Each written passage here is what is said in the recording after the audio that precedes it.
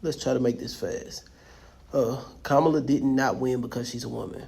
Her heritage was not even an issue. We were so proud that she was representing black women as an HBCU graduate, as AKA, that almost in itself won her the presidency. No policy, no nothing. Just black woman running with the HBCU. Cool. We even wanted to meet a line sister and how she was on campus.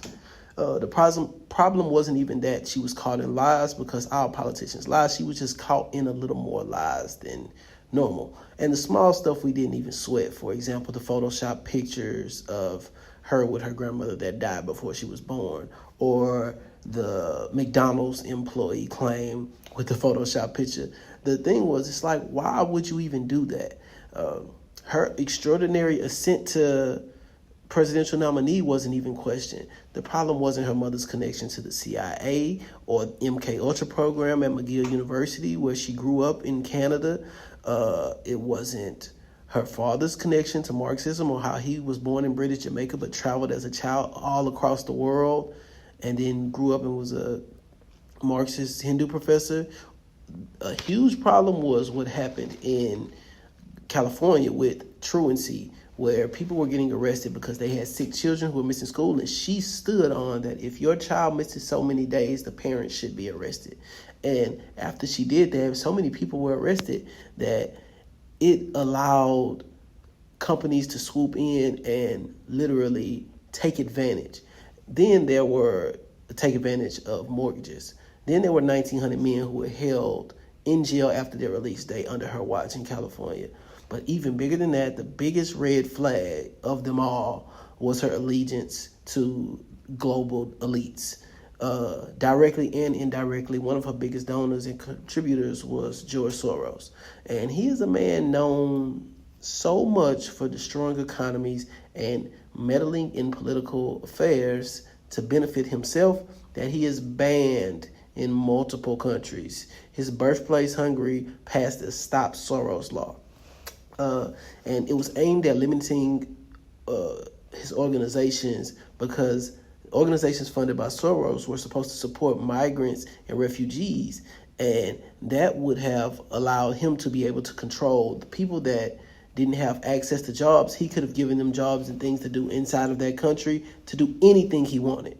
You get what I'm saying? And his history is, I'll just keep going, right? Russia authorities argued that Soros Foundation posed a threat to Russian constitutional order and national security, because what happened in Turkey, where they were accusing his foundation of supporting anti-government protests, all of which are things that have been proven to have happened in America, all of which that have been proven to have been paid for by Democratic Party money, where when you see there are agitators at events and you can look them up and they have paychecks stemming from the Democratic Party, you be like, hold on. But anybody who's protested knows that you'll go somewhere in means to peaceful protest, and there will literally be people that are there cussing out the cops, throwing rocks, screaming at people, tripping, holding up the bullshit signs. You'd be like, this ain't what we here to do. We didn't organize it, and who are these people? And then you realize that there are people that come. There were people there January 6th that broke into the Capitol and stole specific laptops, and when they went to court, they found out that they were FBI people, and they ended up taking them off of the list of people to be investigated because it's a lot to that. I don't want to digress. His donation of $30 million fueled the destruction of the Black Panther Party. This is our George Soros. In 1992, he famously broke the Bank of England by short selling the British pound.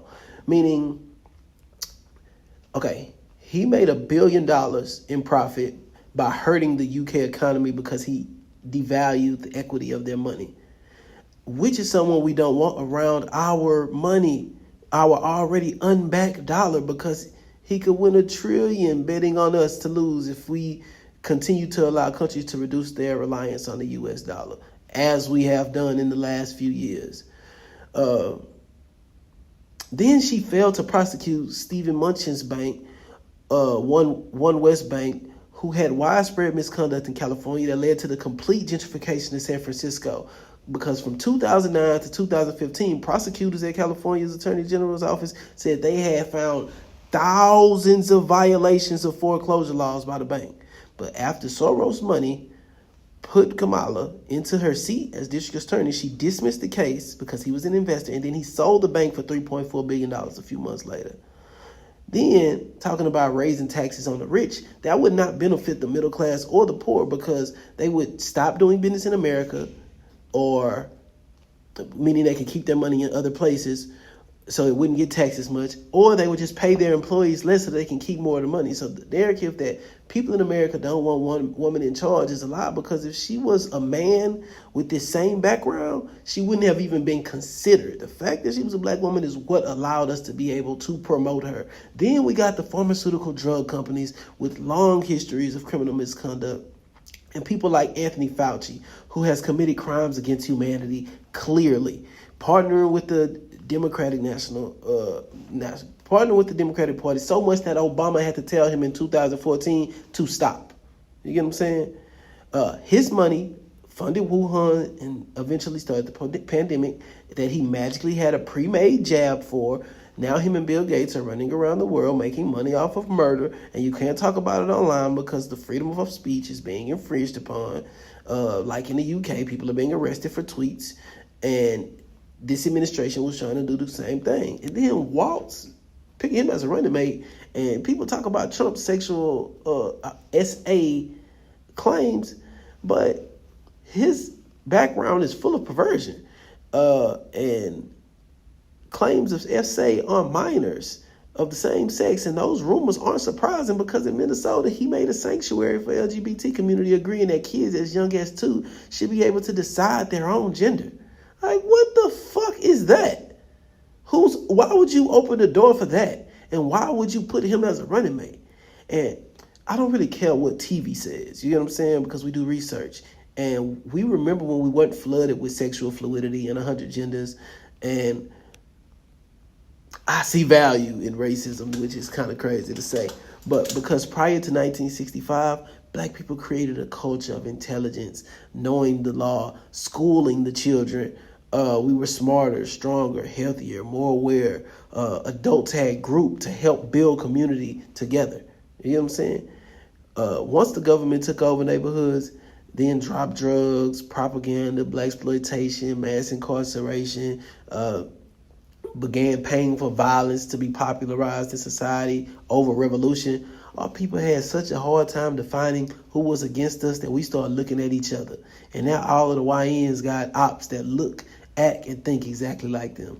And we do the killing for them. So the basis of our country should be backed on self-reliance and reconstructing society to continue to allow people to try to merge success with hard work, not being black with every other minority group that like they have been in the past couple of years, and saying that they give us things that don't actually come to us, because the opportunities that are supposed to be for us that they set up as for minorities, they're usually taken away by immigrants, by the LGBT, and by white women. So a lot of people have been hip to the game and they not really trying to participate in the same old thing. And this is not a pro-Trump post or anti-Kamala post. It's just journalistic integrity being unbiased. Now, where Trump did benefit is adding RFK to his campaign, saying that we're going to attack those three-letter organizations like the Food and Drug Administration and all those big pharma companies, and allow him to make America healthy again. That's a huge benefit to everyone in America.